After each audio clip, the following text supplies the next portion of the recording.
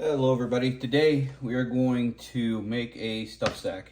Stuff sacks come in very handy when you're hiking, camping to organize your stuff inside your bag. If you use different colors, you can kind of keep track of your stuff a little better. Like, okay, my green one's all my electronics, extra batteries or whatever. Or hey, my green one's extra pairs of socks. However you decide to do it, but I usually make several of these, and I just make them in different colors. That way I have them, and me and my son can easily grab stuff out of our packs. So our first step on this piece here is 17 by 17. You can use any size you want. A common size 12 by 17 is fairly common. Larger ones usually 12 by 21, and then smaller ones however size you need.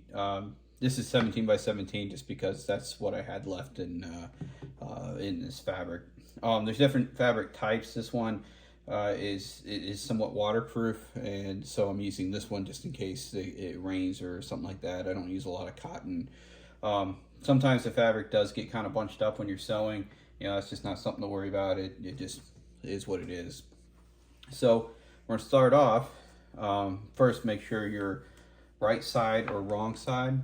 So each side is a little different. One's shinier, one's duller. Usually the shinier side is your right side, which means it's going to be the outside. So make sure your right side up, and then we're going to fold it in half. Now, depending on how anal you want to be, next up we're going to do a rolled edge. So on these we do a double roll to hide the raw edge. So when I first started, I used to mark a line, and I do like a 1/4 inch seam allowance. So you do a 1/4 inch, sew it, fold it another 1/4 inch. As time goes by, I'm not as picky on it as long as I'm even. And so I usually just kind of fold it over. And then I use a clip. I don't use the needles. I used to use the needles. They're kind of a pain in the butt. These clips are kind of a lifesaver. So like I said, just try to make it even across here with your fold. You don't have to get stingy on the clips. If you're like I said, if you're anal, you can use like a sewing marker or a fabric marker or something to mark the line. Well, like I said, I'm just not overly anal about it anymore, like I was when I first started. You can use needles as well if you prefer the needles, but these clips I find to be the easiest thing.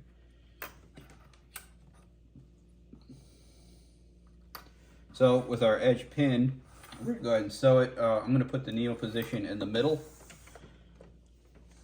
and we're gonna go ahead and sew along this. Okay, so when you're sewing, try to line it up. I usually line mine up with the foot. And you can drop it, that first clip off, put a couple stitches in it, and then go backwards.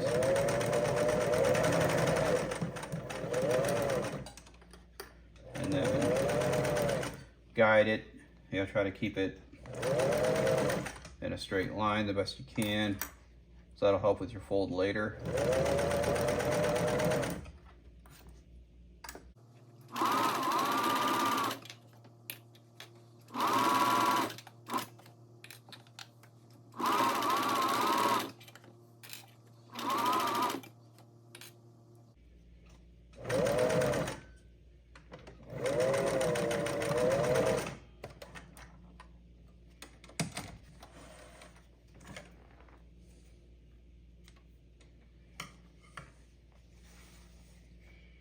Okay, so that's our first line.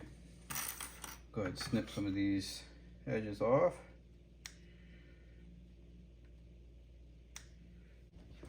So we're basically gonna do the same thing. I'm gonna fold it over, and on the side that you can see the edge, which is this side for me, you do one more fold. And what that does is hides that raw edge, and then also gives you a double stitch, which will help from tearing later. So same thing, try to keep it straight best you can. Now this isn't a show off piece. I'm not making it for other people. If I was making this for another person, I would probably you know, be a little more accurate for it and stuff. But it's just going in my pack, gonna hold my socks. Not too overly concerned about it. I did get all this stuff from Ripstop by the Roll. If you haven't been to that website, they have a lot of cool outdoor stuff, DIY kits, which is where I got started on, was the DIY kits. So with that side now all in, we'll go ahead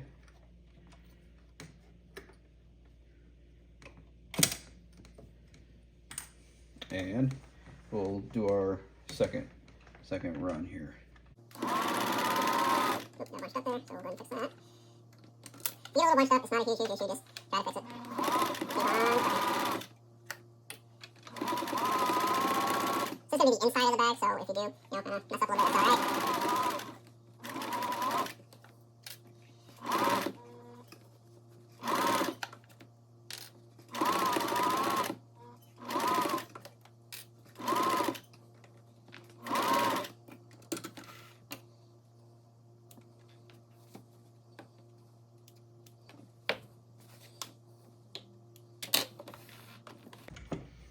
All right, so that's that side. We have the double stitch on there. And so now we want to do the bottom side. Now this side you could do two different ways.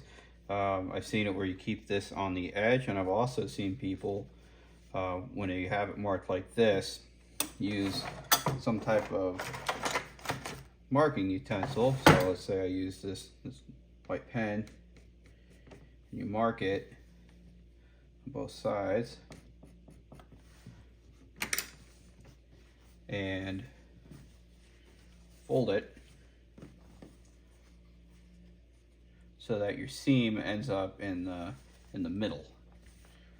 I don't know what the advantages or disadvantages of them are, but you'd find your little mark, you'll line them up.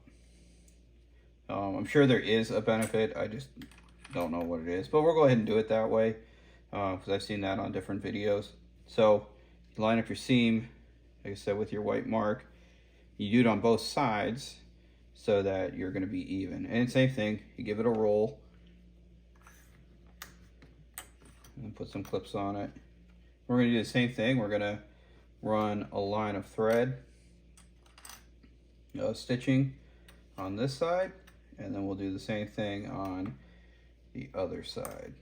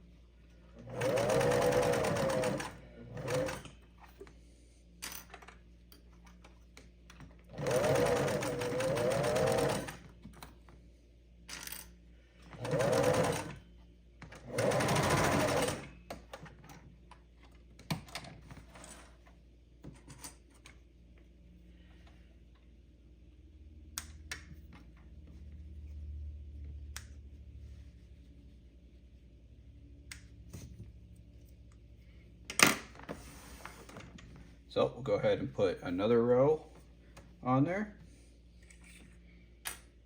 So another fold.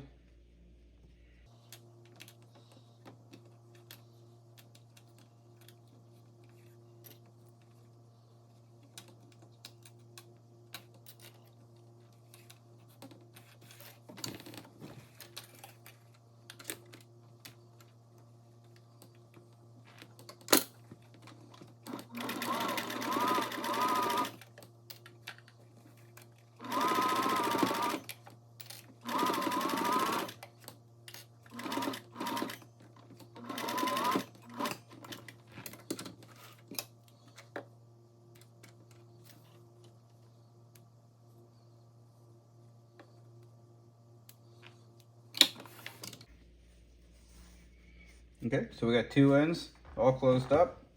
I have seen people in the past I don't have it in here. I usually have a lighter and you can kind of burn the threads if you want. I generally don't worry about that. But with that, so we're going to go ahead and flip this inside out.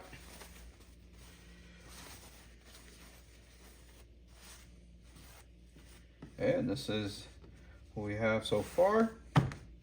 Two are seamed on the middle, and then this side is all punched up. You can take your finger or a dowel rod or something, kind of push those corners out.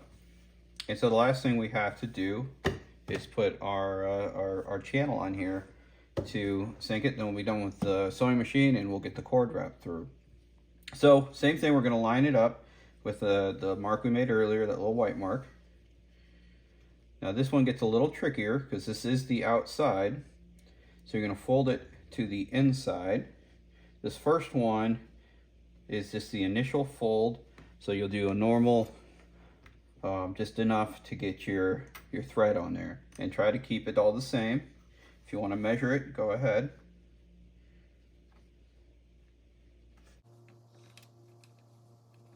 I've even seen people just eyeball it. I am not good enough to just eyeball it quite yet, but more power to you if you are comfortable doing that.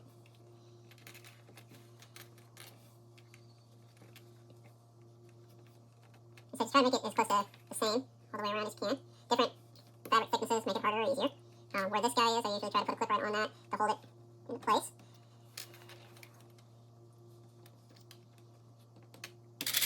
And just try one more here.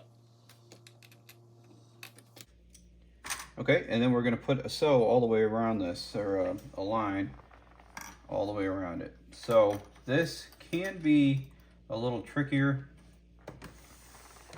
It's not hard, it's just you got to pay a little bit more attention, and you can go kind of slow on it. There's no race on this one. So let's start it out. And just like normal, just go slow and try to stay on the edge of the fabric. If you go off, you'll have to kind of go back in and try and redo it. So you don't want to get off the edge. So I just take my time on this. And then you might have to rotate this part as well to keep everything in line.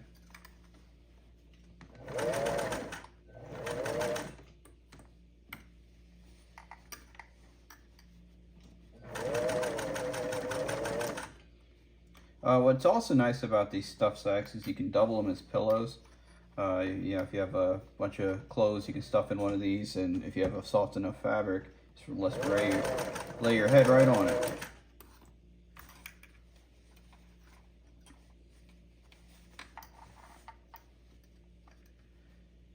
Okay, when you get to these seams, it can be a little tricky. Just kind of got to hold it together for that first run. Should be easy, but it can get caught a little bit. I've broken needles on that before as well, because it kind of gets away from you.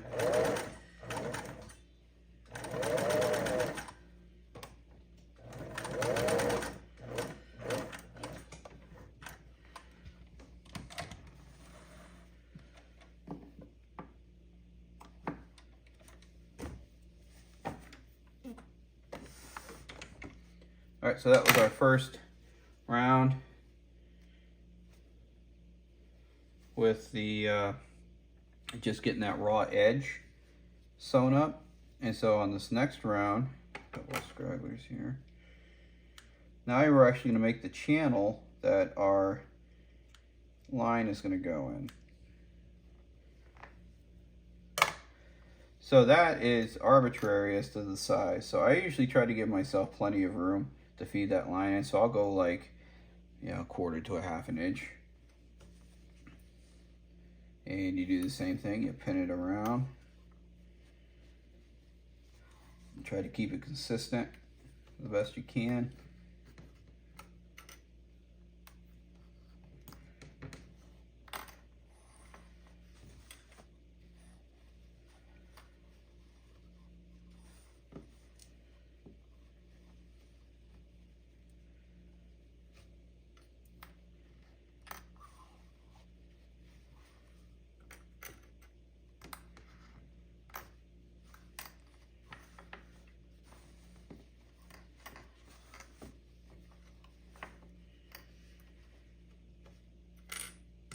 And on this round, you definitely want to keep your stitch close to the edge because you're going to be feeding that cord through. Now you also have to decide where your cords are going to be, because you don't want to, if you sew all the way around it, then you're not going to hit, leave a spot for the cords to come in and out. So in this case, I do use a couple pins to define my start and stop, and I'm just going to kind of arbitrarily pick this spot. And I'm putting the pins in just so I can know where I'm starting and where I'm stopping. Leave yourself about a 1/2 inch or so gap to feed those in. So these are my start and stops. I'll start here, and once I get to this one, that's where I'll stop. So with that, we'll go ahead and sew our channel up.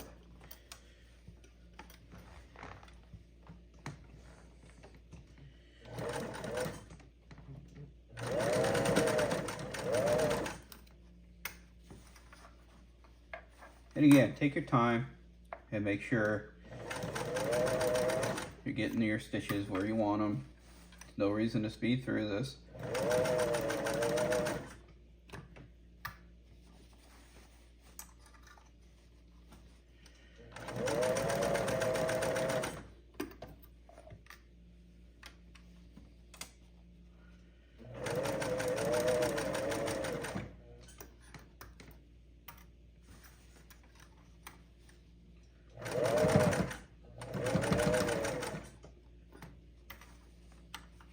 And I'm getting close to my start and stop point.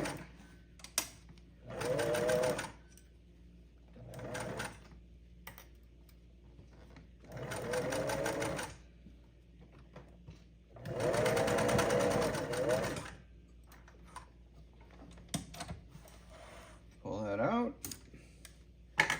trim our threads.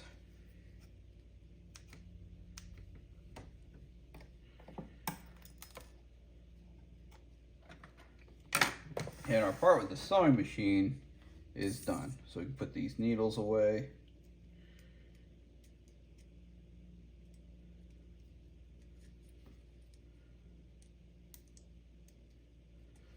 The push pins. Okay, so we have now our sack and our start and stop points are right here. Okay, so the next thing, we're gonna cut this cord to size, and then we'll feed it through the channel. So to get the cord to size, you can unravel it and just kind of give it a fold. And you want it to be maybe an inch or two past there. You can always trim it again after you get it in, but you also don't want to be wasteful. So I usually fold it, hold it on one side, look if I'm about an inch or so, and then give it a cut. And then there's different ways. I've seen people use clothespins or safety pins, and there's even a tool you can buy to feed that through. All I ever do is bend up this this paper clip, and I'll feed the cord in there, and I just kind of wrap this metal around, kind of make it tight as I can so that it doesn't pull out. Like I said, nothing too difficult. And then when that's attached, just come over to your piece, and you do want to look at your seam here, because if you feed it through, when you're going through, you're going to hit that and you're going to have a hard time getting through. Whereas if you come in through this way, usually you can bypass it. So I'm going to start it off and go through this way, and I just push it in, punch the fabric up, and try to work your way around. It's usually around this area with this, where the seam is. Once you get past that, it's not bad. You just got to get past it. That seems to always be the struggle spot, and we are by it.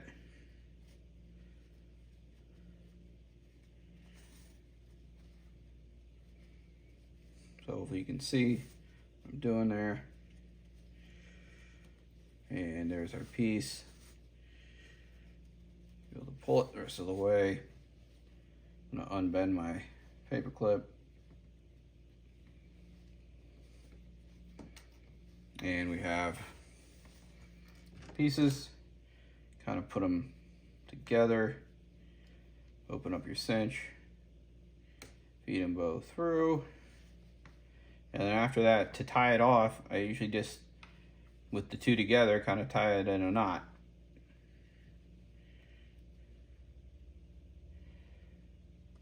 Then you got your knot in there, pull it tight, trim off your edges a little bit.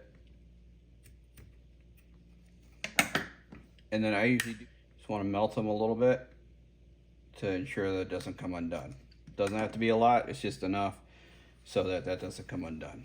And then now, we've got a few stray threads that came out when I pulled the cord through. But now you have a basic, simple stuff sack. It's got the channel lock on there so you can bag it, fill it with your, like I said, your socks or whatever, and you're all done. So that, my friends, is how we make your own stuff sack. The more you make, the easier and faster you'll be at it. But very simple project for a do-it-yourself sewing person, which I consider myself to be. And if you have any questions, comments, concerns on that or anything else, please leave them in the comments below. Hit like, subscribe, and we will talk to you soon.